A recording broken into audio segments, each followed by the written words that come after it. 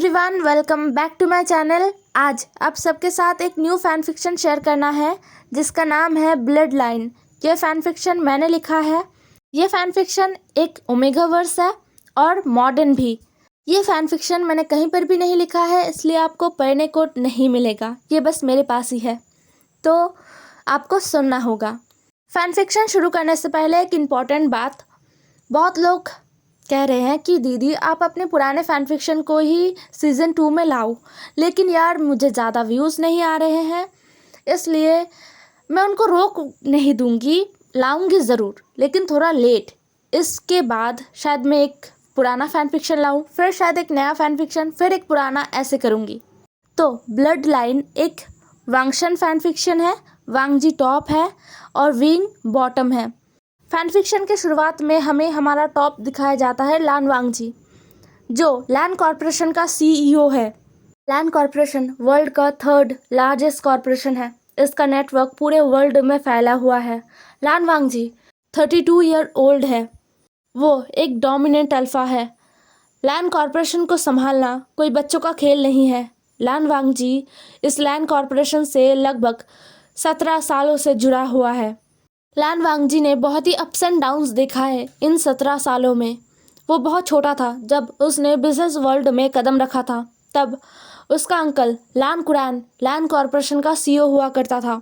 लान Curran के वक्त में लान कुरैन ने लैन कॉरपोरेशन को चाइना का नंबर 1 कंपनी बना दिया था। उसके बाद से वांगजी ने लैन कॉरपोरेशन का डोर संभाला और उसने लैन कॉरपोरेशन को पूरे वर्ल्ड में फैला दिया। लैन कॉरपोरेशन का नेटवर्क पूरे वर्ल्ड में फैला दिया। अब हमें सीधा शंघाई का दिखाया जाता है, चाइना। शंघाई इतना बड़ा शहर है, बड़े बड़े इमारतें हैं। यहाँ के लोग बहुत ही बिजी हैं। दिन रात बस भागना, काम करना, पैसे कमाना, यही शंघाई के लोगों का एकमात्र टारगेट होता है। और ये बस शंघाई का प्रॉब्लम नहीं है, ये तो दुनिया के हर एक बड़े सिटीज़ का एक चेहरा है, जहाँ पर लोग बस भागते रहते हैं पैसे के पीछे। खैर, शंघाई के सबसे बिजी रोड में एक ब्लैक कार का काफिला चल रहा था, जिसमें लगभग 5 कार्स थे जो एक ही कंपनी का था। वो लैन कंपनी के लिमिटेड एडिशन कार्स थे, जिन्हें हर कोई एक बार ज़रूर देख रहा था। वो कार स्पीडली लैन कॉरपोरेशन की तरफ ही बढ़ रहा था। कुछ ही देर में लैन कॉरपोरेशन का जो बिल्डिंग है, मेन बिल्डिंग जो आसमान को छू रहा था, उसके सामने वो कार आके रुक गए। एक एक करके मेन बिल्डिंग के सामने एक एक करके लाइन में सारे स्टाफ खड़े थे उनके बॉस का वेलकम करने के लिए। तभी दरवाज़ा ओपन कर दिया गया और लान वांगजी बाहर आए। लान वांगजी, जिन्होंने एक ब्लैक कलर का सूट पहना हुआ था, उनके आंखों में सनग्लास था, उनके चेहरे पर कोई एक्सप्रेशन भी नहीं था। वो बाहर आए। उनके टाई के ऊपर एक ब्रोच था जो प्योर जेट का बना हुआ था। लान वांगजी ने एक नज़र अपने सारे स्टाफ की तरफ देखा और वो आगे बढ़ गए। लान वांगजी के पीछे उनका पर्सनल सेक्रेटरी शुयांग था, जो लान वांगजी के पीछे पीछे ही बिल्डिंग के अंदर घुस गए। कुछ ही देर में लान वांगजी अपने केबिन में था, जो पूरा ब्लैक कलर में था। वहाँ के फर्नीचर भी ब्लैक कलर के थे। शुयांग अपने बॉस के पीछे आ रहा था और इस केबिन को देख रहा था। यह केबिन इतना भयानक क्यों है? शुयांग लान वांगजी के साथ लगभग 7 सालों से है और 7 साल पहले जब उसका फर्स्ट डे था लान वांगजी के साथ ऑफिस में, उसने इसी केबिन को देखा था, इसी हालत में देखा था, एकदम ब्लैक इंटीरियर, सब कुछ ब्लैक। और आज भी यही था, कुछ भी नहीं बदला था। और इस केबिन का जो माहौल है वो भी नहीं बदला था, इतना इंटेंस था। 7 सालों में एक भी दिन ऐसा नहीं है जिस दिन शुयांग फ्रीली लान वांगजी के साथ कुछ बात कर पाया है या फिर बिना डरे कुछ बात कर पाया है। शुयांग भी एक अल्फा है, लेकिन लान वांगजी का ऑरा शुयांग के ऊपर भी भारी पड़ जाता है कभी कभी। केबिन में आते ही लान वांगजी ने अपने टाई को लूज किया और बोला, आज के सारे मीटिंग्स कैंसिल करो, मुझे कुछ इम्पोर्टेंट काम निपटाना है। शुयांग हड़बड़ा गया था। उसने कहा, सर, लेकिन आज बहुत इंपॉर्टेंट मीटिंग्स है, हम इन्हें कैंसिल नहीं कर सकते। अगर हमने इन्हें कैंसिल किया तो लान वांगजी कहते हैं, जितना कहा जाए उतना किया करो शुयांग। शुयांग अपना सर झुकाता है और कहता है, ठीक है। उसने तुरंत अपना फ़ोन निकाला और सारे मीटिंग्स को कैंसिल करने लगा। तभी लान वांगजी कहते हैं, 1 मिनट, रात में जो बार मीटिंग है उसे रखने दो, मुझे उसे करना है। शुयांग ने अपना सर हाँ में हिलाया और उसने शेड्यूल में चेंजेस कर दिए। फिर लान वांगजी कुछ फाइल्स को चेक करते हैं और उन्हें लेकर तुरंत निकल जाते हैं। शुयांग को लान वांगजी कहकर गए थे कि वो आज पूरा दिन आराम कर सकता है, बट शाम के मीटिंग से पहले उसे आना होगा। शुयांग खुश हो गया था, संडे को भी उसे छुट्टी नहीं मिलता था, तो वो बंदा कैसे खुश ना हो। उसने कहा thank you so much sir. वांगजी वहाँ से निकल गया था। शुयांग एक गहरा सा ब्रेथ लेता है, ये इंसान इतना खतरनाक क्यों है और इसे मेरे ही पल्ले क्यों पड़ना था, क्यों क्यों क्यों। हाँ, मैं इस जॉब से क्विट भी नहीं कर सकता, मेरे पास पैसे नहीं है, पता नहीं क्यों मैं इतना बेवकूफ़ हूँ। ये इंसान पहले ही दिन मुझे लग गया था कि ये लान वांगजी कितना खतरनाक है, फिर भी मैंने हर एक कदम पर बेवकूफ़ी किया। एक बड़ा सा घर खरीद लिया जिसका ईएमआई मुझे अभी तक भरना पड़ रहा है। उस घर की वजह से, वो घर मेरे गले पर अटका हुआ है, उस घर की वजह से मैं इस जॉब को छोड़ नहीं पा रहा हूँ। अगर मैंने इस जॉब को छोड़ दिया तो लान वांगजी मुझे छोड़ेगा नहीं। बिना किसी रीज़न के अगर मैंने ये जॉब छोड़ दिया तो लान वांगजी मुझे दोबारा किसी और कंपनी में जॉब नहीं करने देगा और फिर मैं वो घर का लोन कहाँ से चुकाऊंगा। शुयांग जो बहुत सोचता है, बहुत ज़्यादा। ये सोचते हुए शुयांग रोते हुए चला गया। वो अपने रोने को किसी को दिखा भी नहीं पाता। उसके पास लगभग 7 से 8 सेक्रेटरी है। वो सभी वांगजी से बहुत डरते हैं, लेकिन उनको पता है कि वांगजी का पूरा गुस्सा शुयांग पर ही उतरता है। अगर वो भी कुछ गलत करे ना तो शुयांग पर ही सब आता है। वो सेक्रेटरी जितने भी थे ना, उनमें से 2 ओमेगास थे और बाकी जितने भी थे वो सब बीटास थे। जाते हुए शुयांग कह के गया था कि अपना अपना काम ख़त्म करके फिर घर जाना। बॉस आज ऑफिस नहीं आएंगे दोबारा। कल अगर कुछ गड़बड़ हुआ तो छोड़ूंगा नहीं मैं तुम लोगों को। ये कहते हुए शुयांग अपने घर चला गया था। दूसरी तरफ वांगजी सीधा अपने घर गया था, लैन मेंशन, जहाँ पर वो कभी कभार आता है। महीने में 1 बार या 2 बार वो अलग जगह पर रहता है, जंगशी, उसका अपना विला, जहाँ पर वो अकेला रहता है। हाँ, उसके साथ कुछ सर्वेंट्स रहते हैं जो विला का देखभाल करते हैं और कोई नहीं। इस घर में वांगजी का अंकल और ब्रदर रहते हैं। वांगजी का ब्रदर, जिसे बिजनेस बिल्कुल नहीं पसंद, इसलिए उसने अपना एक खुद का हॉस्पिटल खोल रखा है, जहाँ पर वो डॉक्टर भी है और ओनर भी है। वो भी एक तरीके से बिजनेस ही कर रहे हैं, लेकिन लान वांगजी की तरह नहीं। वांगजी जैसे ही लैन हाउस आया ना, सारे जो सर्वेंट्स है वो सब एक एक करके वांगजी को वेलकम करने लग गए थे, वांगजी को बो करने लग गए थे और वांगजी का हाल चाल पूछ रहे थे।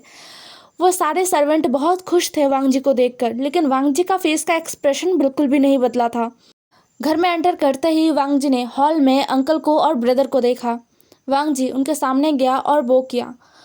अंकल वांगजी के बो को एक्सेप्ट करते हुए अपना सर नोट करते हैं और कहते हैं बैठो वांगजी। वांगजी बैठ गया था। उसने अंकल के सामने वो फाइल्स भी रख दिए थे। अंकल उन फाइल्स को देख रहे थे। अभी भी अंकल के हाथों में लैंड कॉरपोरेशन का कुछ पावर्स था जो अंकल ने अभी भी वांगजी को नहीं दिया था और वांगजी को ज़रूरत भी नहीं था। अंकल बहुत ही ज़्यादा गुस्से में थे। उन फाइल्स को देखते हुए अंकल कहते हैं तुम दोनों भाइयों ने क्या सोच कर रखा है कि तुम दोनों मुझे परेशान करोगे? शिचान, ये कैसा डिसीजन तुमने लिया है? तुम्हें क्या लगता है हमारा परिवार आगे कैसे बढ़ेगा? और वांगजी, तुम तो कुछ बोलते ही नहीं हो। कुछ नहीं जानना, अपने अपने ब्लड लाइन को आगे बढ़ाओ। वांगजी, जिसे इन सारे बातों से इरिटेटिंग फील हो रहा था, अंकल जब भी वांगजी से मिलते हैं यही बात तो कहते हैं। वांगजी को कोई भी इंटरेस्ट नहीं है, उसे शादी नहीं करना है और ना ही उसे बच्चे पैदा करने हैं। उसे बच्चे पसंद भी नहीं है। वांगजी कहता है अंकल, ये इन सारे फाइल्स को अब चेक कर लीजिए। मैं कभी और आके इन फाइल्स को लेकर जाऊंगा या फिर किसी को भेज दूंगा इन फाइल्स को ले जाने के लिए।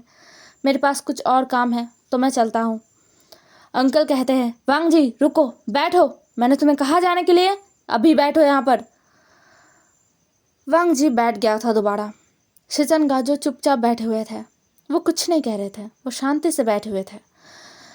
अंकल कहते हैं शिचन, तुम क्या डिसाइड किया है तुमने? तुम उसी ओमेगा के साथ रहोगे? क्या फ़ायदा? वो ओमेगा हमारे परिवार को आगे नहीं बढ़ा सकता। शिचनगा कहते हैं अंकल, मैं और मिंगाओ कोशिश कर रहे हैं, मैं कुछ ना कुछ सल्यूशन ढूंढ लूँगा। बट मैं मेंग्याओ को नहीं छोड़ूंगा।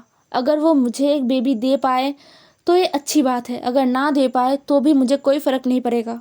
मैं मेंग्याओ को नहीं छोड़ूंगा और ना ही मैं किसी और ओमेगा के साथ रिलेशन में आऊँगा।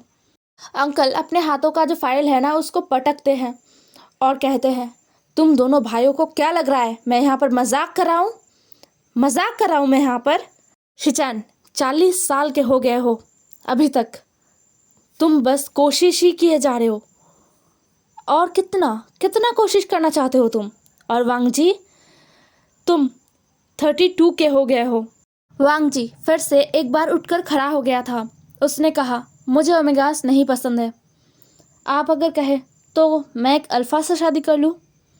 ये कहते हुए वांग जी वहाँ से अपने अंकल को देखते हुए चला गया।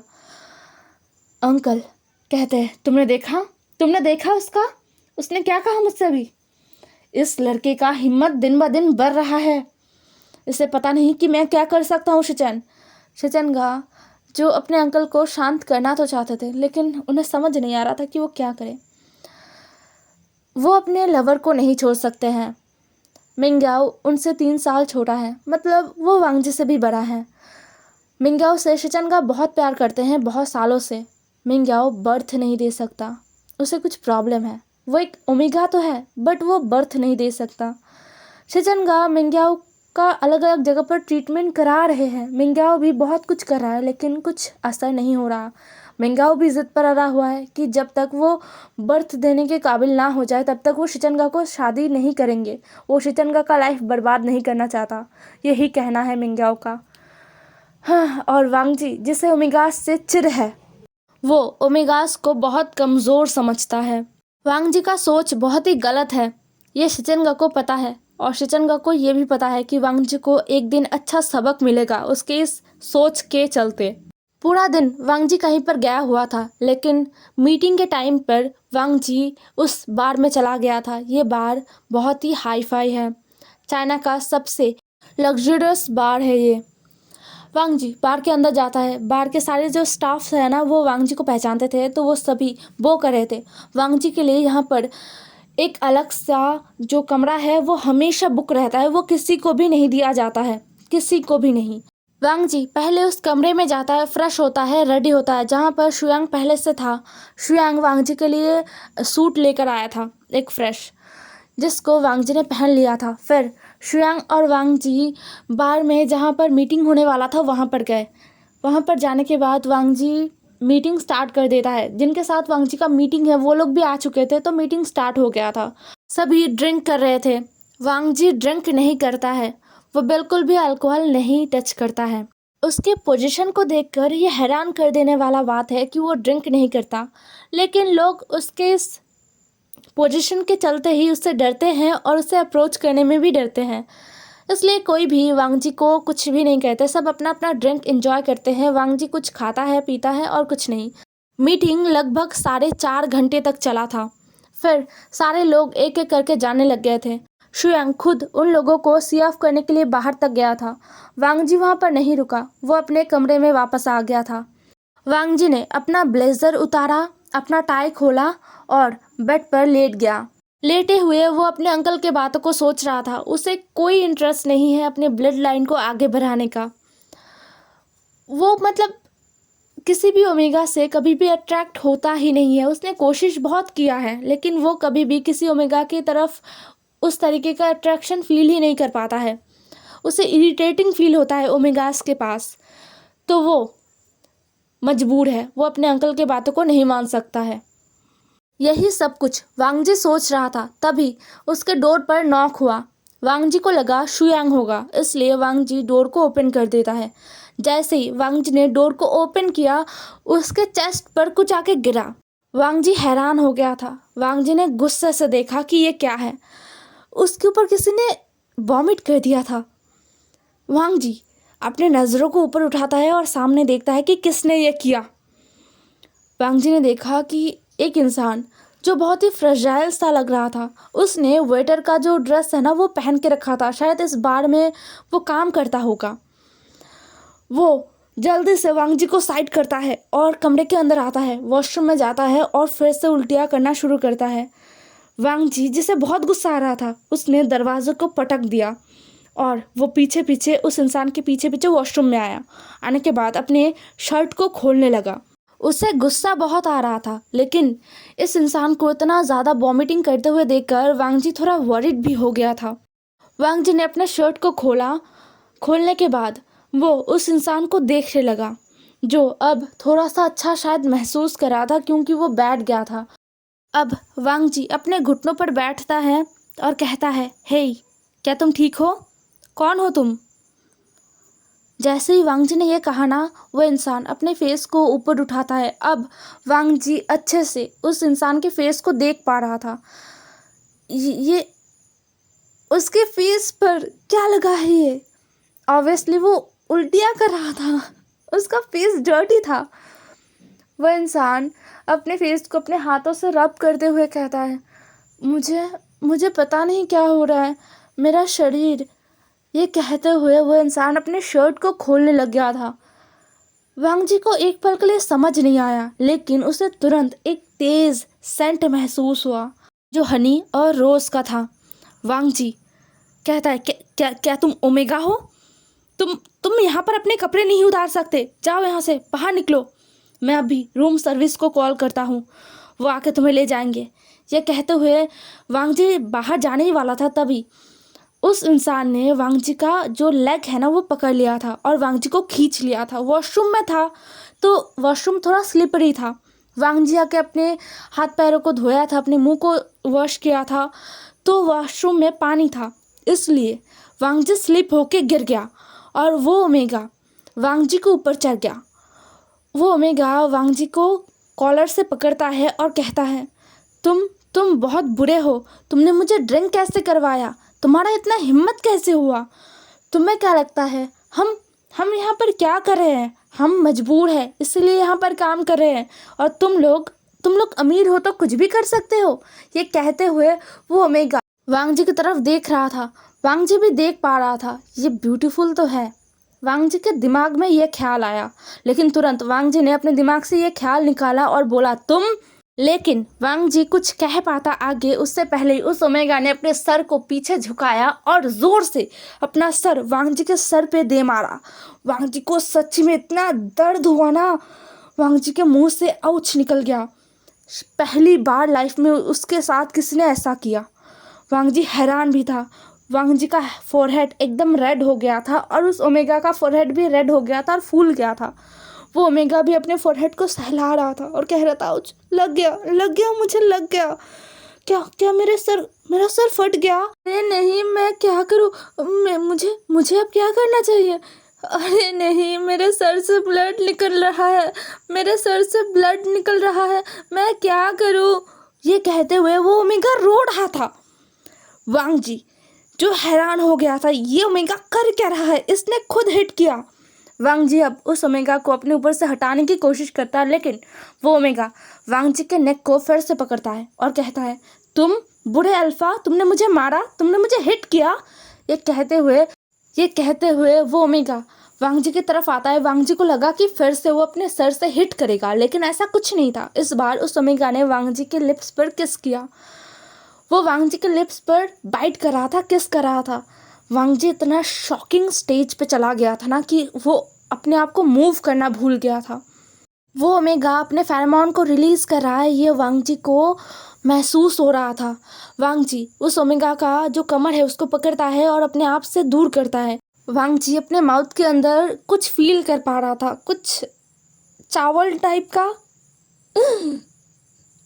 वांग जी ने महसूस किया कि उस ओमेगा ने वॉमिट किया था, उसके मुंह में शायद चावल था, वही चावल अब वांग जी के मुंह में है। हो क्या रहा है उसके साथ? वांग जी महसूस कर रहा था कि उसका जो बॉडी है वो रिएक्ट कर रहा है इस ओमेगा के फेरोमोन से। वांग जी ने कहा, ये कैसे हो रहा है? मेरा बॉडी कभी भी किसी ओमेगा के फेरोमोन से रिएक्ट नहीं करता है। वो ओमेगा अब वांग जी के चेस्ट पर लीन हो गया था, वो बेहोश हो चुका था, वो ड्रंक था, उसे किसी ने ज़बरदस्ती ड्रंक किया था। इतना तो वांग जी को समझ आ गया था। वांग जी कुछ समझ नहीं पा रहा था कि वो क्या करे। इस फेरोमोन के चक्कर में वांग जी का बॉडी बहुत बुरी तरीके से रिएक्ट कर रहा था। वांग जी ने उस ओमेगा को अपने ऊपर से हटाया। वो ओमेगा सीधा पूरे बाथरूम में फैल कर लेट गया था, अपने चारों हाथ पैरों को फैला कर वो लेटा हुआ था। वो थोड़ा हिल भी रहा था, अपने माउथ को भी हिला रहा था। वांग जी को अजीब लग रहा था उसे देखकर, और अपने माउथ को भी वो टच कर रहा था जहाँ पर उस ओमेगा ने जो वॉमिट किया था ना वो लगा हुआ था, उस ओमेगा के मुंह पर लगा हुआ था। तो किस करने के चक्कर में वांग जी के मुंह पर भी लग गया था। वांग जी बस हैरान था। उसके लाइफ में, उसके इस 32 ईयर्स के लाइफ में कभी भी उसके साथ ऐसा कुछ भी नहीं हुआ। एक ओमेगा ने उसे हिट किया, उसे किस किया, वो भी अपने डर्टी मुंह से, ऊपर से उसके ऊपर वॉमिट भी कर दिया। वांग जी को समझ नहीं आ रहा था, लेकिन वांग जी को इस ओमेगा का जो फेरोमोन है वो अच्छा लग रहा था। वांग जी ने अपने आप को साफ किया। वांग जी और कुछ कर पाता उससे पहले ही वांग जी के डोर पर फिर से नॉक हुआ। वांग जी गया, दरवाज़ा खोला। इस बार शुयांग था। वांग जी ने कहा, मुझे निकलना है। ये कहते हुए वांग जी अंदर आ गया। शुयांग भी अंदर आ गया था। शुयांग ने पहले वॉशरूम की तरफ नहीं देखा था। शुयांग डायरेक्ट कमरे के अंदर ही आ गया था। वांग जी ने अपना ब्लेज़र उठाया, अपना टाई उठाया और कहा, वॉशरूम में एक ओमेगा है, उसे आराम से बिना उससे गलत तरीके से टच किए हुए यहाँ पर लिटा देना। और हाँ, मैनेजर से कहना है उस ओमेगा के होश में आने के बाद उसे दवाई दे दे, और आगे से ध्यान रखे कि किसी भी स्टाफ के साथ कुछ गलत ना हो। ये कहते हुए वांग जी वहाँ से निकल गया था। एक बार जाते हुए वांग जी ने वॉशरूम की तरफ देखा, उस ओमेगा की तरफ जो ओमेगा आराम से सो रहा था। ब्यूटीफुल तो है ये ओमेगा। एक बार फिर वांग जी के दिमाग में ये ख्याल आया। वांग जी ने फिर से अपने सर को ना में हिलाया और वो बाहर निकल गया। शुयांग वॉशरूम में आता है और वॉशरूम का हालत देखता है। उस ओमेगा ने जो वॉमिट किया था ना वो भी था, उसने फ्लश नहीं किया था ना, उस ओमेगा के मुंह पर वॉमिट लगा हुआ था। वांग जी का जो शर्ट है वो पड़ा हुआ था, उसमें भी वॉमिट था। शुयांग समझ नहीं पा रहा था कि यहाँ पर हुआ क्या है। वो हैरान था, क्या इस ओमेगा ने सर के ऊपर वॉमिट किया, तो ये जिंदा कैसे है। शुयांग ने चेक किया, नहीं, ये ओमेगा जिंदा है, सही सलामत है, इसके ऊपर कहीं भी चोट नहीं लगा, बट इसका सर फूला क्यों है। बट शुयांग ज़्यादा कुछ सोचता नहीं है। वांग जी के कहे अनुसार उस ओमेगा को बेड पर आराम से लिटा देता है और मैनेजर से कहकर वो चला गया था। वो ओमेगा जब अपने होश में आया ना तो वो एकदम हैरान हो गया था। उसको कुछ याद नहीं आ रहा था कि वो कहाँ पर है, क्या कर रहा है। वो तो काम पर था ना, तो ये कहाँ पर है। वो उसे मैनेजर से पता चला कि वो रात को एक वीआईपी गेस्ट के रूम में आ गया था। ये एक वीआईपी गेस्ट का रूम है। उसने अपने आप को चेक किया कि उसके साथ कुछ हुआ तो नहीं, उसके साथ कुछ भी नहीं हुआ है, बट उसका सर फूला हुआ है। लगता है किसी मजबूत चीज़ से टकराया है, ऐसा लग रहा है उसे। कितना दर्द है। वो ओमेगा कहता है, ठीक है, तो क्या मैं अभी जा सकता हूँ। मैनेजर अपना सर हाँ में हिलाते हैं। वो ओमेगा जाने भी लगते हैं। फिर मैनेजर कहते हैं, विंग रुको, अपना सैलरी लेकर जाओ।